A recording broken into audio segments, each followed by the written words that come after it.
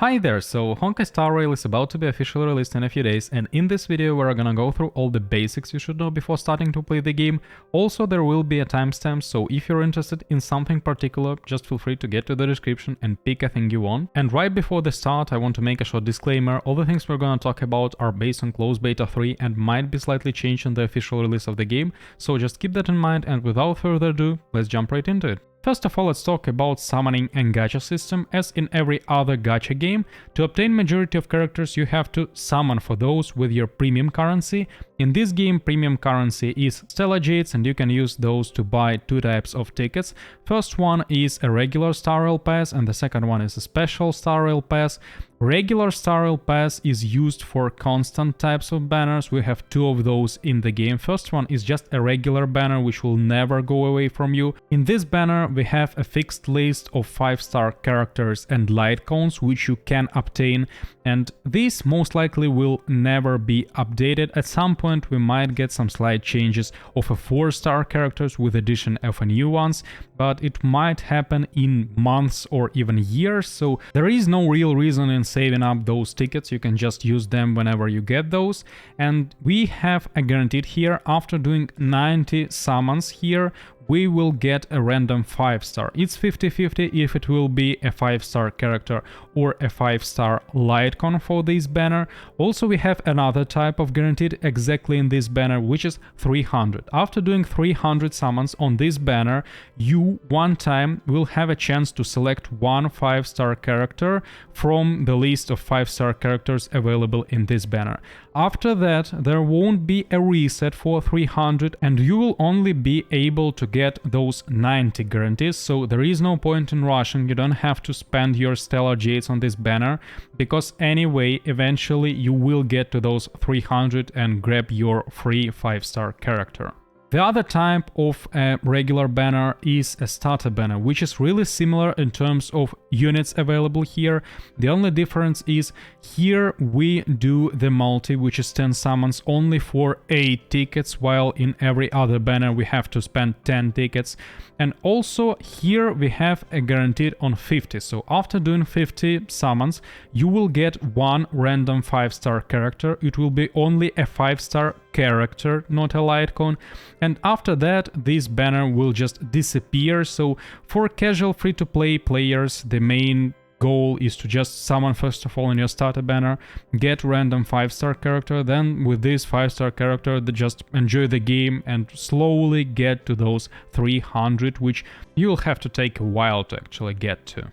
Now let's talk about another type of the banners, which on the opposite consumes a special Star Rail passes, and these types of banners are time limited and also divided by the type. We have a light cone banner and character banner.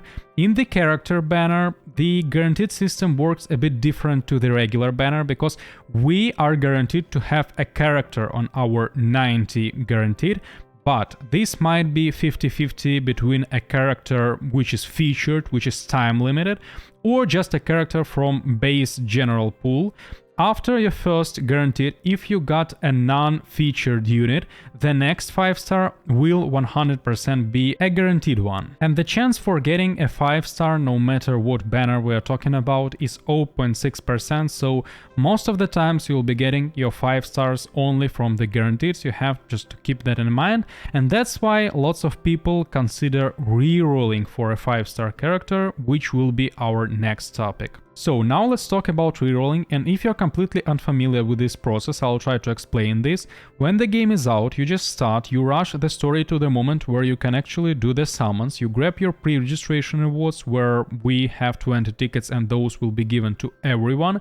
You just summon with those tickets. If you get a desired or any 5-star character, you just keep that account and start playing. But if you're not satisfied with what you get, you can sign out, create a new account, repeat the same thing, get to the moment when you can summon, grab those rewards, summon with those rewards, and if this time you got a 5-star character, then everything is perfect, you can just start the game.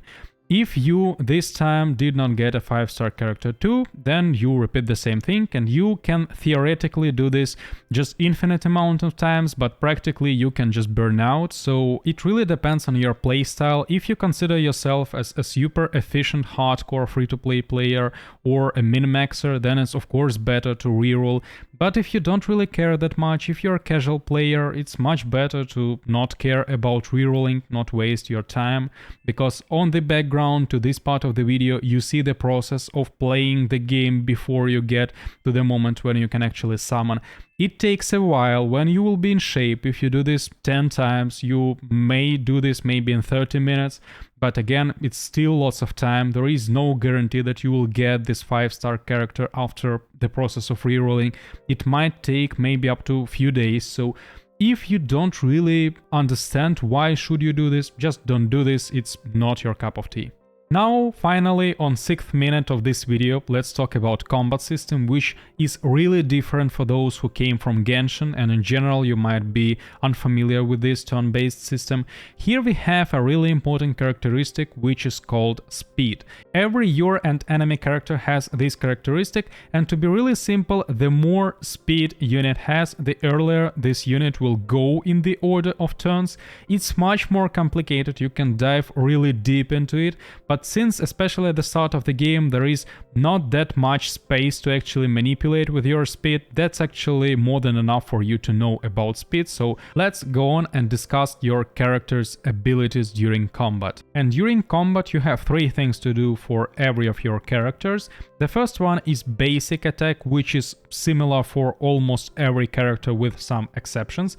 Usually you just deal your character's elemental damage to one enemy and also generate a skill point, which is also important because with these skill points consumed you can use your skill, which is your second thing to do. Skills really vary. There are some skills which do damage, there are skills which heal, there are skills which protect your allies or buff them, so there are lots of things to do with skills. But you have to keep in mind that every time you use a skill, you have to consume a skill point, so you can't just spam with skills, you still have to use basic attacks to generate those skill points. Also, we have an ultimate, which we can use as fast as we get enough energy to use it, so those are 3 abilities which we can use during combat. Also, we have a technique for every character, which is an ability you can use before the battle, and it really depends on the character, because for some characters, technique is just a buff of a damage for multiple turns. For some characters it's a thing that deals damage, and it's really important because if you use a technique which deals damage, it triggers the battle and you can't use other techniques. If you struggle and you have some really strong boss, just keep in mind that first of all you use buffing techniques which don't do damage, and then on the end you use your damage dealing technique to actually deal damage to the enemy and start the combat. Now let's dive a bit deeper into the elements which we have touched already. So we have 7 elements in the game, which are physical, fire, ice, lightning, wind, quantum and imaginary. Every character has its own element, and also every element has its own effect on weakness break, which we'll be discussing in a few moments. So for physical, fire, lighting and wind, it's just a DOT of this element. For ice, it's freeze and DOT, so you prevent enemies from taking actions and also apply ice DOT for them. With quantum you push enemies back in the order of turns and also deal additional quantum DOT, and with imaginary you also push enemies back in the order, but this time you don't deal DOT, you also reduce their speed. Now let's discuss toughness. It's really important because it's how attribute advantage in this game works. So we have 2 bars above every enemy. The red one is really simple, it's HP, you just deal damage, you reduce the amount of HP. About the white one, it's not a shield, it's toughness. And this thing you can damage only with proper element which your enemy is weak to. And when you reduce the toughness to 0, you'll trigger the weakness break depending on the element. So it will just speed up your playthrough at the start of the game. It's not that important on the start of the game, but still, why not just save up some time? And then in the mid game and in the late game it will be really important. You'll have to pay lots of attention to what your enemies are weak to, what elements to use and how to actually manage your attacks and skills on your enemies. Now let's talk about paths a bit, which are the roles of your characters in combat. So now we have 7 paths in the game currently available. The first one is Abundance, just healing characters. Preservation is defensive supporting characters or tanks which protect your team with shields or something else. Also we have 3 damage dealing types. Destruction is like a general DPS which is multifunctional, good against lots of enemies and single target enemy. We have Erudition which is basically just an AoE damage dealers. We have Hunt which are good strong single target DPS characters. We have Harmony which is offensive supports who buff your team. And Nihility which are offensive supports which are debuffing enemy teams. Also, time to time we can consider Nihility characters as damage dealers like secondary DPSs, since for example DOT is also considered to be debuff, so some of the characters like Kafka, they are considered to be damage dealers even though they are Nihility. Now let's talk about characters progression. Here we have 3 ways how we can develop our characters. The first one is the most common one. We just level up the character until the limit, then we limit break the character, then we level up this character again until we have to limit break this character again, and so on and so forth. So it's the most simple, the least consuming in terms of resources. Of course, you will still have to spend resources on this, so don't just level up every of your characters, but this will be the thing which you do to most of your characters anyway. The other thing is traces. This looks like a tree, even though you can't actually consider this like a real progression tree where you have to choose the node and then you can't go back. At some point you'll be able to fill all of those circles. Every circle gives you some additional bonus, like additional passive or just some stats. So this thing is just another way of progressing with your character, and don't consider it like some type of a tree. Of course, at the start of the game when you're limited by your resources, you will choose, for example, to go right because it's more important and valuable than the left one, but at some point you'll just fill all of those, so don't really stress about that. It's not that specific, it's just another way of progressing with your character.